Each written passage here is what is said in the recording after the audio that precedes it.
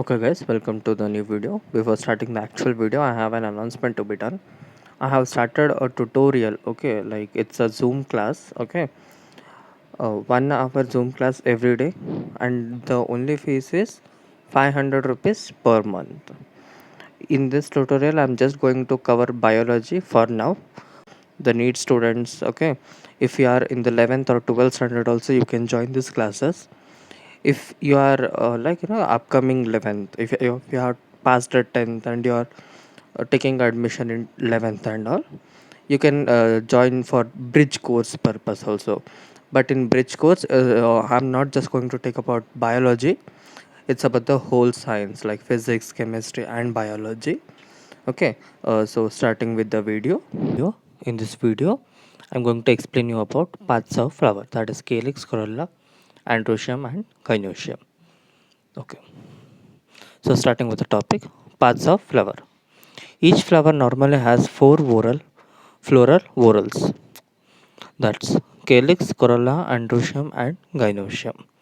So first, we are discussing about calyx. The calyx is the outermost whorl of the flower, and the members are called as sepals. So the sepals, okay, are called as calyx. Then generally Generally, sepals are green, leaf-like, and protect the flowers in the bud stage. The calyx may be gamocephalous, that is united, or maybe polycephalous, that is free, free sepals. Okay, see in some flowers, okay, the sepals are united. Okay, the sepals are united. Those sepals are called as gamocephalous, and in some flowers the sepals are free living. Okay, so these kind of calyx is called as polycephalous.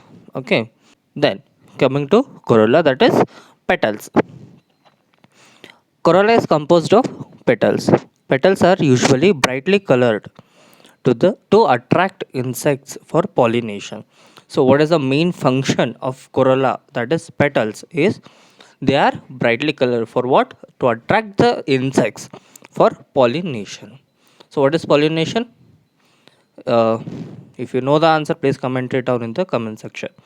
Okay, so this is the main function of corolla is pollination. Okay, okay, which is mainly done by insects. In some cases, we humans do pollination. Sometimes the air itself does the pollination. There are so many other agents for doing pollination. Okay, so next line, like calyx, corolla may be also united, that is gamopetalous. See, here it is gamocephalous and here it is gamopetalous. There is a slight difference. There it was gamocephalous, okay, that refers to sepals, but here it is petalous, that refers to petals. Okay, so gamopetalous, that is united, petals are united over here, and then polypetalous, that is petals are free over here. Okay, like see, if you take datura, okay, that is united petals are there, that is it is a example for gamopetalous. Okay, and if you take hibiscus, that is polypetalous, that means there the petals are free. Okay, then the shape and color of corolla vary greatly in plants. Okay, see somewhere, see in datura, you can in datura the petals are white in color. Okay, and then in if you take hibiscus only, those are red in color. In hibiscus also there are red flowers, there are white flowers, there are pink flowers. Okay, in rose also you can see so many variety of colors in rose also. So there are number of example for colors. Okay, corolla may be tubular, bell shaped, funnel shaped, or wheel shaped. That means there are so many other different shape of petals also. Okay, you can see rose. Okay, the petals of rose are completely different from the petals of hibiscus. Okay, so this is the best example. Then estivation, that means the arrangement of sepals or petals, okay, in the floral bud. See how the petals are arranged in the hibiscus. Okay, if not in the hibiscus, the petals are arranged in the flower, the floral bud. Okay, see, if you take hibiscus as an example, you have two kinds of flowers over in hibiscus only. One flower is like it has only one layer of petals, but we have another kind of hibiscus also where there are many layers of petals. Okay, so there the estivation differs from flower to flower. Okay, in rose also you have so many petals over there. Okay, rose has so many petals over there. So what is the estivation over there? Then in datura it's something else. We have so many others like lily, jasmine and all. There are so many estivations, so we need to study about it. So going through the statement, the mode of arrangement of sepals or petals. See, they are very clear over here. The mode of arrangement of sepals or petals in floral bud with respect to another other member of the same whorl is known as estivation. See, the statement is very clear. Okay, you should not get confused. What is estivation? The first thing to be remembered over is it's not only about sepals or not only about petals. It's both about sepals and petals. Okay. Then in the floral bud, where they are arranged in the floral bud with respect to the other members of the same whorl. See, they are very clear with respect to the other members like the androecium, the gynoecium. Okay. In the same flower, it should be in the same whorl. It's known as estivation. The main types of estivation are velvet, twisted, imbricate, and vexillary. So there are mainly four types of estivation or estivation. The pronunciation changes. When sepals or petals in a whorl just touch one another at the margin without overlapping, as in calotrophes, is called as velvet estivation. Okay, see, velvet estivation. Sorry, velvet estivation is the estivation where the petals just touch each other. Okay, they don't overlap. As example is calotrophes. Okay, see, they have shown over here this A. Okay, okay. So wait, let me mark it over here.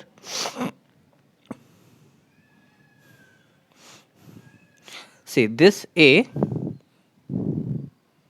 Yeah, this is the correct one. This A is example of velvet estivation. Okay, see over here you can see. Okay, where is it?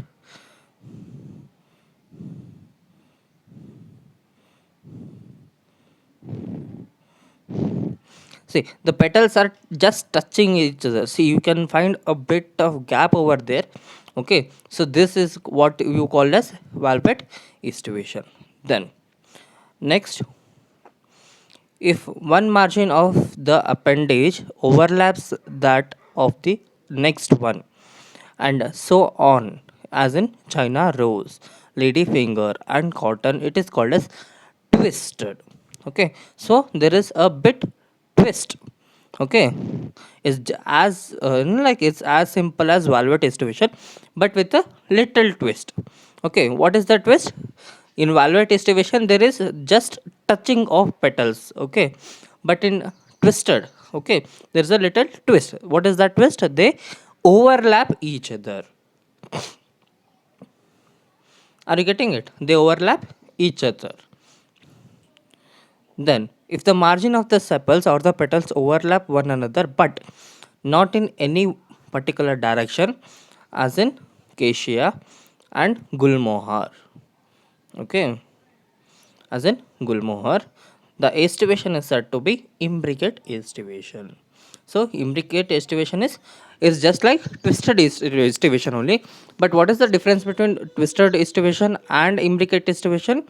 Is just that in twisted estivation they overlap the other one in some pattern. Okay, see over here, if you see the figure B, okay, you have some pattern over there.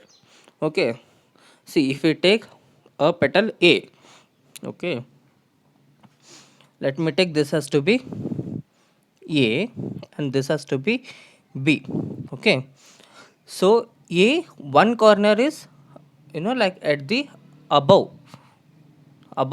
the other one, and the other corner of the same petal is below the next one. Okay, are you getting it? I think I'm explaining in a complex way.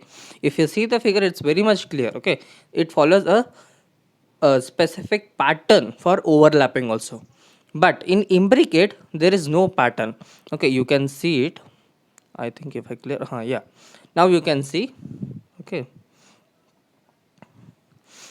see, in figure C, that is imbricate excavation, there is no specific rules for overlapping. However, it wants. Okay, see, let us mark this as to be A. Okay, okay. This is A, and this is B, and this is C. If you see petal A, okay, the both the ends of petal A are at the outer side. Okay, if you see petal B, one end of the petal B is inside and the one end of the petal B is outside. And if you see, okay, the petal C, both the ends of the petal are towards the inside.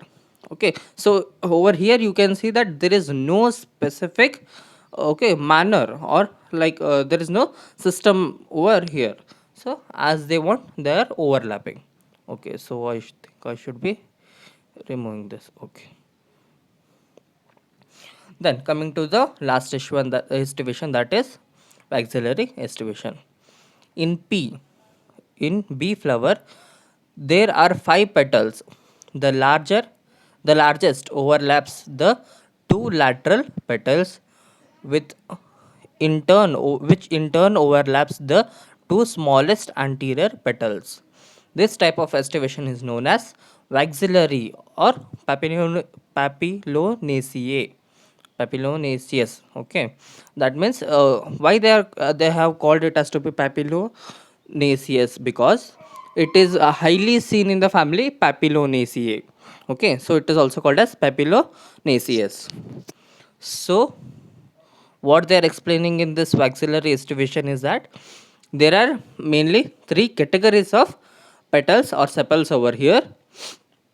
The first one, the largest, is called as the standard. Okay, the smallest, okay, is called as the keel, and the middle one, okay, or the 2 lateral petals are called as the wings. Okay, see over here you can see very clearly. Okay, let me label them. I'll just write the starting letter. Okay, this is standard. Okay, and then this is keel, and the middle one which you are seeing, it is called as wings. Okay, is it clear? So the standard, the wing, and the keel. Okay, what does standard do? Standard overlaps all of them in the sense of both the wings, both the lateral petals is overlapped by what? Is overlapped by standard or the largest petal. Okay, and the keel, okay, is overlapped by wings. That means wings, say first of all we have standard. Standard overlaps wings and wings overlap keel. Okay, are you getting it? Then, okay, yeah, this is done. Then coming to the next oral, that is androecium. Androecium is the male part. Okay, androecium is composed of stamen. So the main part of the androecium is stamen. Each stamen with which presents male reproductive organ consists of a stalk and a filament. Stalk or a filament and an anther. Stamen consists of 2 parts. What is it? The stalk or the filament and the anther. Okay. So stamen consists of the filament and the anther. Each anther is usually bilobed, and each lobe has 2 chambered. Okay, anther is bilobed and both the lobes have 2 chamber. That means in an anther there are 4 chambers. Are you getting it? Each anther is usually bilobed and each lobe has 2 chambers. That means in an anther there are 4 chambers. Okay, and those 2 chambers are 2 pollen sacs. That means an anther has 4 pollen sacs. Okay, is it very clear? The anther has 4 pollen sacs. The pollen grains are produced in pollen sac, where the grains are produced in the pollen sac. A sterile stamen is called as staminode. Okay, if a stamen can't produce the pollen grain, then it is called as to be staminode. Okay, then stamens of flower may be united with the other members such as the petals or among themselves. When stamens are attached to the petals, I'll read this later on. So sometimes stamens are attached to the other orals of the flower. Okay, so next, the stamens are attached to the petals. They are epipetalous as in brinjal, or epiphyllous when attached to the perianth as in the flower of lily. Okay, what is perianth? If you know the answer, please comment it down. Okay, see, if the stamens are attached to the petals, then it is called as epipetalous. Okay, it is called as epipetalous flower as in brinjal. Where? As in brinjal. What is the condition? It is the epipetalous condition where the anther is fused with the petals. Okay. Then epiphyllous, where the perianth is attached to the androecium. Okay. So next, the stamen in a flower may either remain free or may be united at varying degree. Okay. So the next point is stamen in the flower may be either remain free, that is polyandrous. Okay. A stamen may be united into one bundle or one bundle, as in the case of China rose. Okay. Sorry, the stamens may be united into one bunch or one bundle, that is monoadelphous. The stamen may be united into one bunch or one bundle, that is monoadelphous, as in the case of China rose, or two bundles, that is diadelphous, as in pea, or into more than two bundles, that is polyadelphous, as in citrus.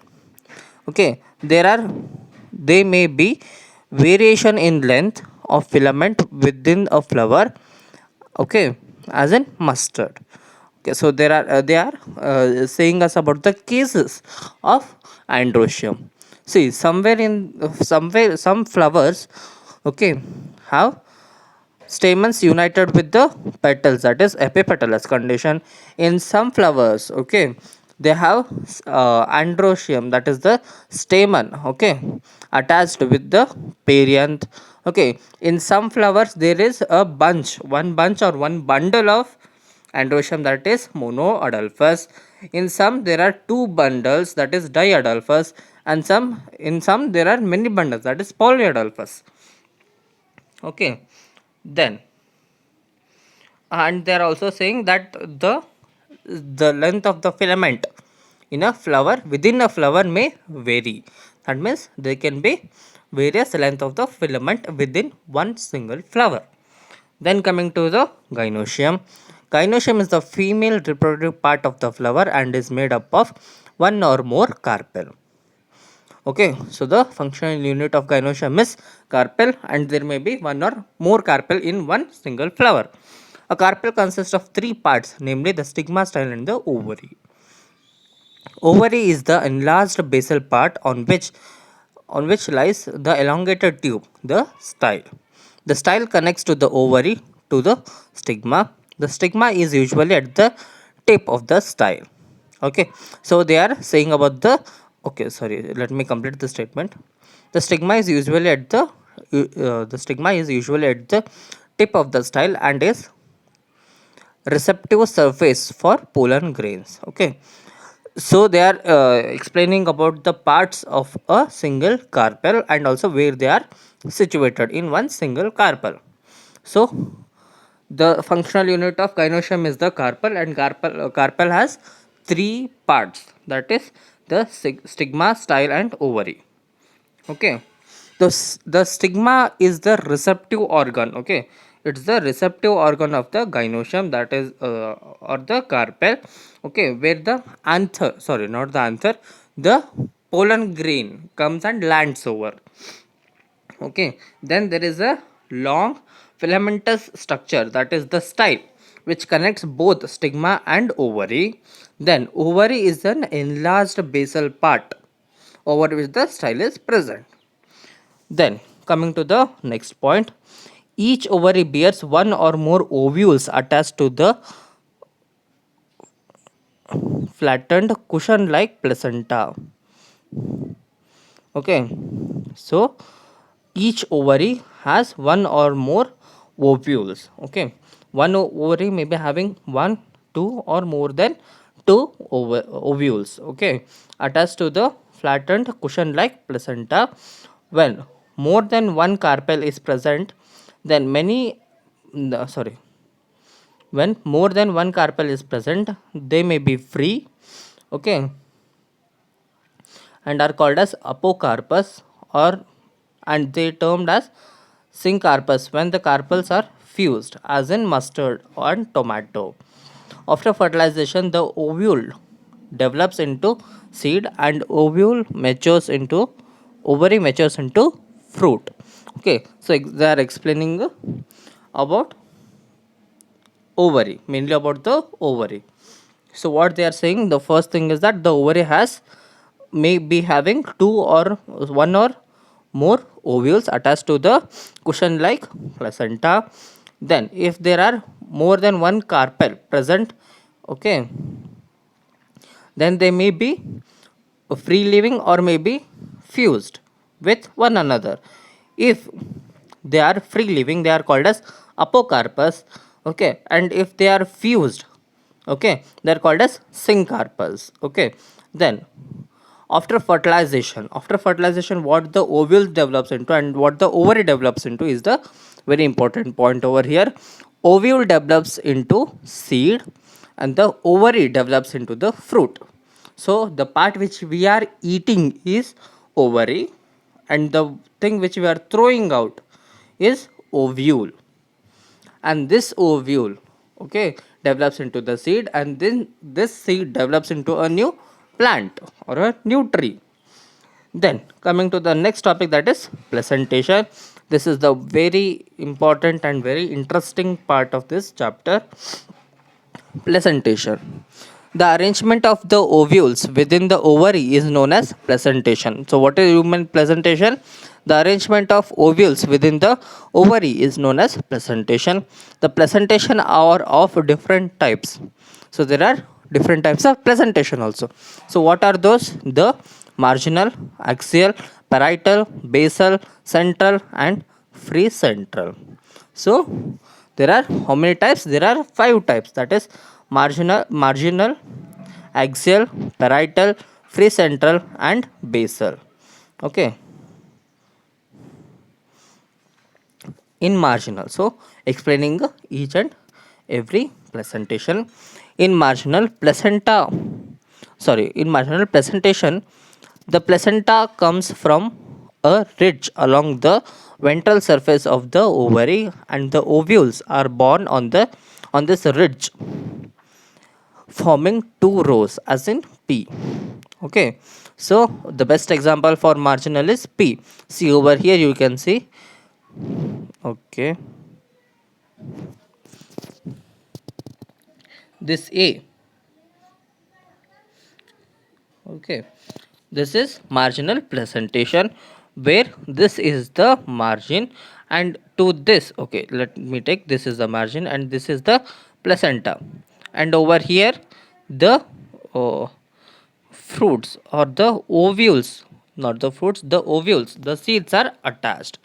Okay, this is marginal placentation. The ovules are attached. This is marginal placentation. When the placenta is axial and the ovules are attached to it in a multilocular ovary, the placentation is said to be axial, as in China rose. See, this is the very commonly seen example is China rose. What is this? This is the axial placentation. Axial placentation as seen in China rose. See over here, the placenta arises is at the axial and the ovules are attached in a multilocular ovary. So there are many locules. That means, see, in China rose there are three locules. Okay, as you can see over here, this is the example. Next, coming to the next presentation, that is the parietal. Okay, parietal presentation. The ovaries develop on the inner wall of the ovary or the peripheral part. Okay, ovary is one chambered, but it becomes two chambered due to the formation of false septa. Example, mustard. Okay, see, next one is what? Parietal. Over here you can see there is only one cavity, not cavity, there is only one chamber. Okay, there is only one chamber, and they are, and the placentation is at the peripheral region, so the ovules are attached to the periphery at the wall. Okay, so this is what, this is parietal placentation.